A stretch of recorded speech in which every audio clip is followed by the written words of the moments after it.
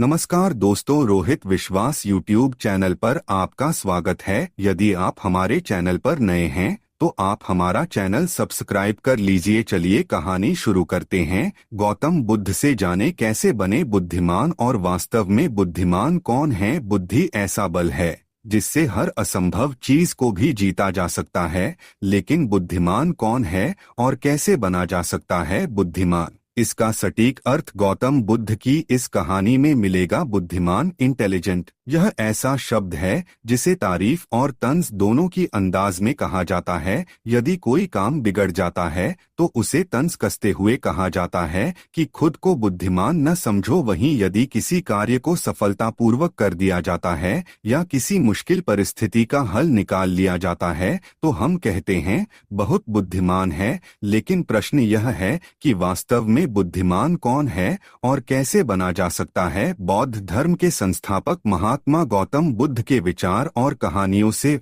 व्यक्ति को प्रेरणा मिलती है। गौतम बुद्ध के जीवन से जुड़ी ऐसी एक नहीं बल्कि कई कहानियां हैं जिससे कई समस्याओं का हल मिलता है। इन्हीं में एक है बुद्धिमान होने की परिभाषा। बुद्धिमान की परिभाषा और इसका सही अर्थ गौतम बुद्ध के जीवन से जुड़ी एक कहानी पर आधारित है। एक गांव में एक लड़का था जिसका दिमाग बहुत तेज था। उसकी यह खासियत थी कि वह किसी भी चीज को बहुत ही आसानी और कम समय में सीख लेता था, जबकि उसी चीज को सीखने और समझने के लिए अन्य लोगों को काफी समय लग जाता था। लड़के की यह ख्याति दूर दूर तक फैल गई। सभी लड़के की तारीफ में कहने लगे कि उसके जितना बुद्धिमान कोई नहीं है। लड़का चित्रकारी, मूर्ति बनाना, गीत गाना जैसे अन्य कई चीजों को जानता था। अपनी प्रसिद्धि को बढ़ाने के लिए वह अन्य काम और चीजों को भी सीखने लगा। इस तरह से उसे अपनी बुद्धिमत्ता पर अहंकार हो गया, क्योंकि वह साधारण व्यक्ति होकर कई असाधारण काम भी आसानी से करने लगा था। एक दिन लड़के का सामना भगवान गौतम बुद्ध से हुआ। लड़के को खुद पर खूब अहंकार था और इस कारण उसे किसी से ईर्ष्या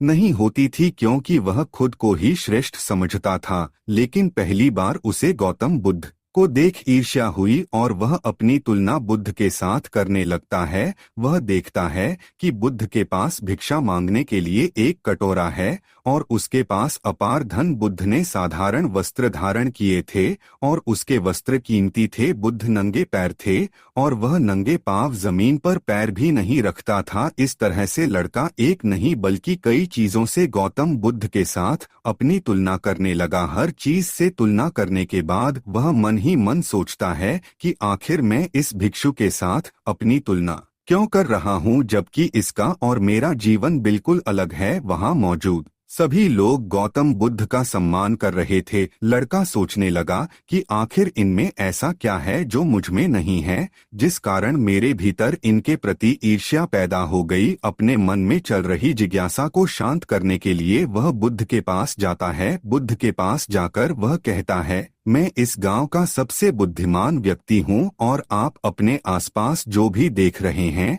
मैं वह सब करना जानता हूँ। मैं किसी भी कार्य को बहुत कम समय में सीख लेता हूँ, इसलिए सभी लोग मेरा सम्मान करते हैं। लेकिन फिर भी आपको देख मेरे भीतर ईर्ष्या पैदा हो गई, इसलिए मैं जानना चाहता हूँ कि आपकी उपलब्धि क्या है। सभी आपको इतना आदर सम्मान क्यों दे रहे हैं। लड़के के सवाल का जवाब देते हुए बुद्ध कहते हैं, मेरी कोई उपलब्धि नहीं है, लेकिन तुम कह सकते हो कि मेरी यही एक उपलब्धि है। बुद्ध लड़के से पूछते हैं, क्या तुम्हें निंदा अच्छी लगती है।